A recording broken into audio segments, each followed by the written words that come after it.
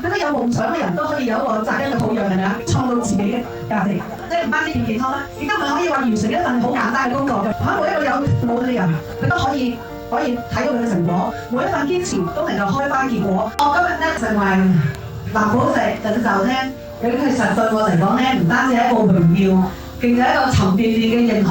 希望大家俾啲掌聲我。好想講咧就係感恩公司，感恩我哋嘅國主席，咁佢創造一個咁廣闊咧、好公平咧、咁有溫度嘅平台，可以一個跨國嘅平台，跨56個國家嘅平台，咁咧整到大家每一個有腦嘅人，佢都可以睇到佢嘅成果，每一份堅持都能夠開花結果。咁其實我自己咧。我自己嘅曾經咧，其實係一個即係好佛系嘅人，講佛系啦，但係其實咧係一個冇理想啦、冇上進心嘅人，係咁講啊。嗰個係需要像呢個好寬鬆嘅大媽步嘅女人嚟嘅，一開始係想黃結班嘅女人嚟嘅，黃結班嘅係好潮水嘅女人嚟嘅。有2年我係真係着大媽衫嘅，着唔到呢啲咁有腰型嘅衫嚟嘅。呢個我係今次去參加馬來西亞選美，係嘛？當一個人自信，你先可以企得上台啊！幾好優雅、好美麗嘅一面啊，係嘛？咁啊，實在係好感謝，即係好感謝啊郭主席啦，創造咗頻道啦，亦都感謝郭主席創造嗰個一家商學院啦。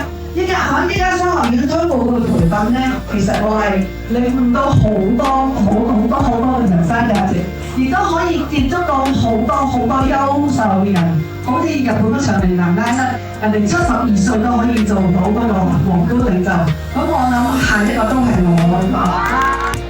哋國主席創造呢個平台咧，即係俾咗我哋有夢想，俾得有夢想嘅人都可以有一個扎根嘅土壤，係咪啊？咁可以。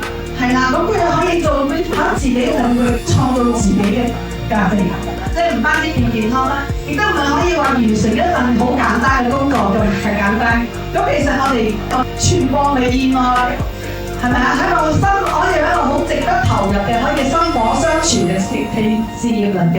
身為藍寶石領袖係我第一步嘅夢想嚟嘅啫。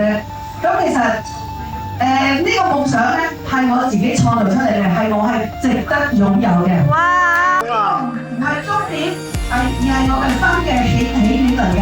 咁意味著我係對自己有更高嘅標準、更大嘅責任，亦意味著我有更加堅定嘅心態、更熱嘅精神去承擔更多、去成長更多嘅。咁未來咧，我就繼續心懷夢想。其實我最重要下一個目標，我係成為一家嘅講師。哇！